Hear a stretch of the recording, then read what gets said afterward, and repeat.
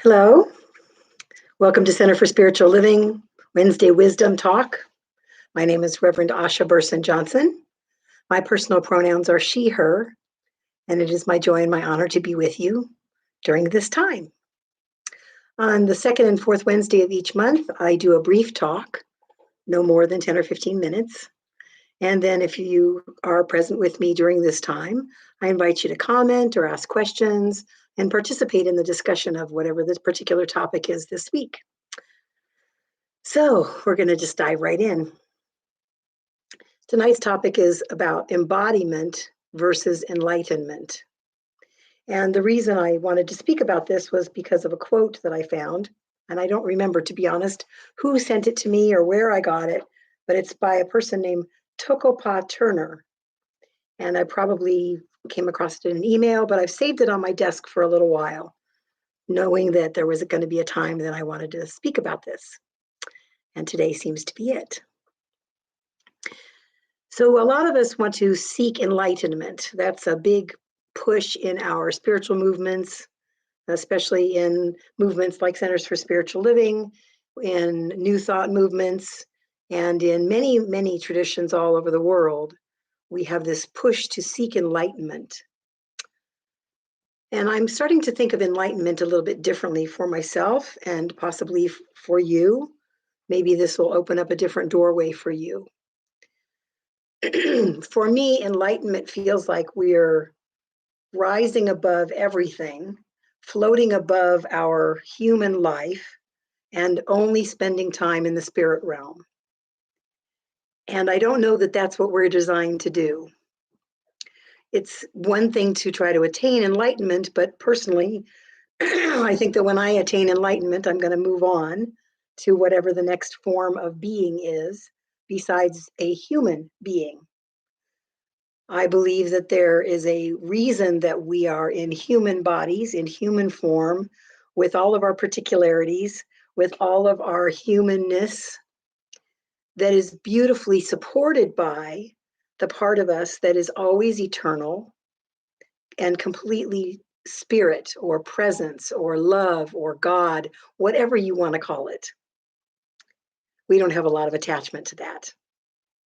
I really like the word presence, because presence feels like something that's with me all the time. It doesn't matter whether I've had a good day or a bad day, whether I've been a good or a bad person. Those are all judgments. Presence is always present. Being present with someone requires that I am present with that person as they are, not how I would prefer they be, not how I would prefer I would be, but just being a listener, open and present to whatever's happening. And also listening for the presence within me that might have something to say through me, as me, through my particularities, through my mind, through my experience, through my wisdom, expressed as spirit. As my human self, I have a little bit of a tickle these days, so please excuse me. I want to read you the whole quote by Tokopa Turner because it really spoke to me in a lot of the things that I'm working with these days for myself and what I see a number of our congregants and people that are in my life. I don't want to say struggling with or even challenged by, it's just what we're working with. So that's what I want to talk about. So this is the quote. The focus on enlightenment rather than embodiment distances us from the messy business of being human. If you're doing it right, presence, rather than detaching you, sensitizes you to your environment. It puts you smack dab in the discomfort, the disagreeability, the pain, the awkwardness, and the contradiction. This is where you can grow more skilled at meeting life where it's at, rather than how you'd prefer it to be. Side note, In our philosophy, the founder of Science of Mind, Centers for Spiritual Living, is named Ernest Holmes, and he talks a lot about preferred and non-preferred experiences, not good or bad, but preferred or non-preferred. And this particular line spoke to me about that. So we get more skilled at meeting life where it's at, rather than how we'd prefer it be. In other words, allowing the full spectrum of events to be included in your experience rather than mounting resistance to them. I don't know about you, but I have mounted a lot of resistance in my life to things being the way they are. I've struggled with myself being the way I am and not allowed myself to just be and know that I'm enough and loved right as I am in the midst of whatever is going on in that moment, whether it's a preferred or non-preferred experience for me or somebody else. So this idea about embodiment, getting into the body is very prevalent these days. The work in the world of mental health around trauma is all about the body, not about the mind. It's about noticing what's happening in our body, being with what's happening in our body, maybe shifting whatever we're doing in our body to create something new, to maybe unlock some of those chemicals in our brain that can help us come back to balance or ourselves or wherever we go when we've been in trauma or having a reoccurrence or a trigger about trauma in our life. Being in our body and recognizing what's happening in our body is kind of a first step to helping us then become an observer of our life instead of at effect of our life.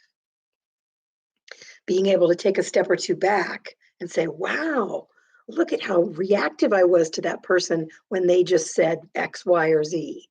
Look at how I was reactive to myself when I behaved in this particular way. Look at how my heart started racing when that person said that particular phrase, or when something startled me, or when some non-preferred experience showed up right in my face. I talk a lot in my talks about being curious. To me, being curious is being able to cultivate that observer state without being judgy about it. To be curious about what's going on and first looking within the body. Years ago, decades ago, in nonviolent communication that my mom was teaching a lot at that time as a minister and as a mental health practitioner, she talked in the book, in the nonviolent communication book, they talk about something that we shortened to OFNER. What do I observe in my body? How do I label that observation of what's going on in my physical body? What's happening with my heart? What's happening with the temperature of my skin? What's happening in my stomach? Do I want to run? That's an observation about what's happening in the body. Then what feelings do I place upon those observations? Oh, I'm scared. Oh, I'm angry. Oh, I'm frightened. And then what's my need in this moment? Do I need to go away for a little bit? Do I need to be quiet? Do I need to ask for something? And then the last piece is what's my request? So OFNR. What do I observe? What do I feel? What's my need? And what's my request? The request may be of someone else, but it might just be about myself. Asking myself, what do I want right now? What can I request of myself right now to take good care? And that brings me to another great thing I found just today.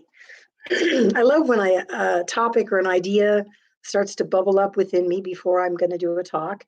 And then I love how the process of resources just start flooding in to support whatever it is that I want to speak about in a way that maybe I wouldn't have talked about or seen before. Maybe you'll notice that in your own life.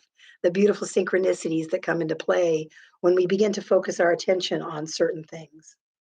So I'm going to show you this little thing, but it's probably backwards. Yeah, it's backwards. So this was a cool thing that came across Facebook today, and I'll just read what it says. It says, befriend your discomfort. The first thing, notice the discomfort in your body and your mind. In my last example, I would say observe. Observe the discomfort in your body and mind. And then they've got these little floating heads around me that says, don't ignore us. It's anger, regret. Notice us, pay attention. Rah, rah, rah. They get really loud. Notice the discomfort or observe the discomfort in your body and your mind. Then the next step is curiously ask which emotions or feelings are wanting attention right now. Which emotions are wanting attention? And then I love this third step. Invite them for tea. Invite those emotions to an imaginary tea where you all sit down at the table and have a nice cup of tea together. It says set aside time and make an appointment. Make an appointment with these emotions. Let's have a chat. Tell me what's going on with you. That's that observer state. We're not attached to that. If a friend came to us and they were having emotions or feelings, we would just say, come on over, have a cup of tea, let's talk about it. And then we would listen. Hopefully, we wouldn't try to fix them or change them, but instead be present. There we talk about presence again. Just be present in love, non-judgmental awareness that this is a divine being who has their own wisdom. And sometimes just being listened to and heard allows that wisdom to rise up from within. And then the last step says, sit with them. Help them feel seen, heard, and understood. Isn't that what we all want? We want that as human beings. And so often we don't give it to ourselves, those parts of us that are calling for attention by maybe acting out. And that looks like we're acting out, but it's some idea or story or emotion or feeling that is probably fleeting, might be rooted in the past, might be rooted in fear of the future. Most likely it's going to travel and be non-permanent. It's not a permanent state. So can we notice the discomfort in our own body and mind? What's happening in my body? What little hamster wheel am I running around? Or my friend says the monkeys are running around and causing havoc up there. Curiously ask, which emotions are wanting attention? Invite them for tea. Set aside time specifically for yourself to step away from whatever's going on and make that appointment for yourself. And then sit with them, those emotions, those feelings, and help them feel seen, heard, and understood. I'm doing that a lot more in my own life these days, and it's making a difference. I've got a lot of feelings that are coming up. I've got grief and rage and upset and panic, all kinds of feelings. Does that mean that's who I am? No. Does that mean that I'm that way all the time? No.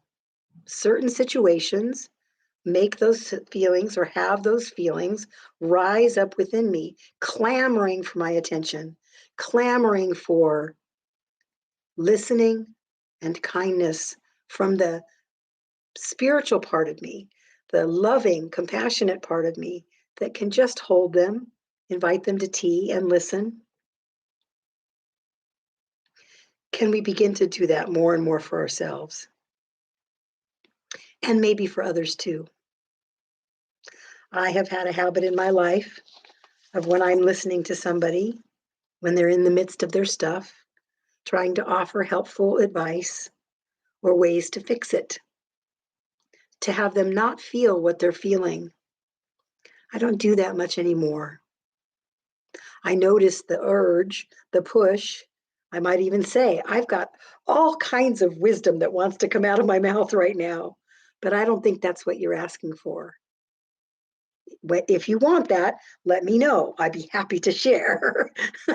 But mostly it's just to be heard and witnessed in the midst of whatever's going on. That's a powerful gift we can give each other and ourselves. It requires vulnerability to embody all the parts of ourselves. to not push away anything. Mohadesha Najumi, an author, said, vulnerability is the least celebrated emotion in our society. I think that's changing. I'm seeing more shows on television where vulnerability is being demonstrated. I'm hearing a lot more conversations in social media, not all social media, but in much of the social media that I pay attention to, about the fact that it's healthy to be vulnerable. I just heard someone recently talk about in an interview. They said, why are we always telling children, you're too sensitive? You're too sensitive. It was just a joke. Don't be so sensitive. Don't we want sensitive people?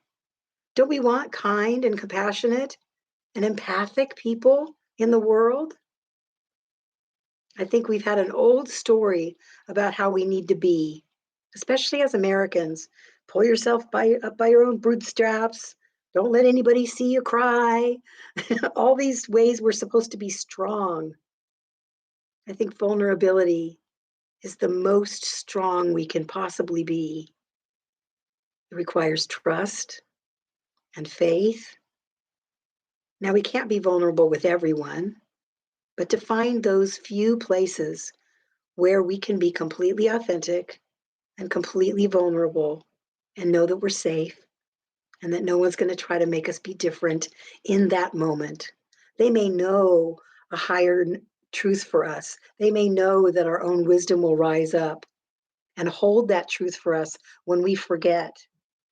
And maybe remind us, I know you can't feel that right now, but I'm going to hold that for you. I'm going to know that for you, without trying to have them be different in that moment or ourselves. And that's about embodying, getting into our body, noticing what's going on. Do I need food? Do I need rest? Do I need a hug? I know that's harder these days, but I'm sure there are places that you can find that. Enlightenment is a beautiful concept. I think embodiment takes us further into what it's like to be a human being and a spiritual being all at the same time, accessing all of that wonderful juiciness that is both. So I invite you into that juiciness. I invite you to take yourself to tea and sit down with all those emotions that need to be heard and see what they have to tell you.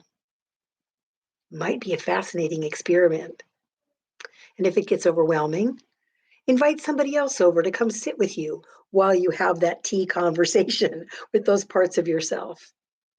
Someone that you trust, someone that loves you, that can hold you in wholeness in the midst of the conversation and maybe help you stay on track, so the hamster wheel or the monkeys don't take over.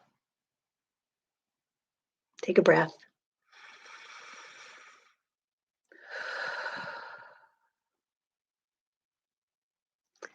Thank you for joining me on this Wednesday Wisdom Talk. I don't see any comments as of yet, so that's okay. I hope to see you again on the fourth Wednesday of this month. I look forward to seeing what wants to be spoken about that week and what resources come to support it. Again, I'm grateful for your presence in the world, and I know that you make a positive difference because you exist. So make it a great day. I'll see you next time. Bye-bye.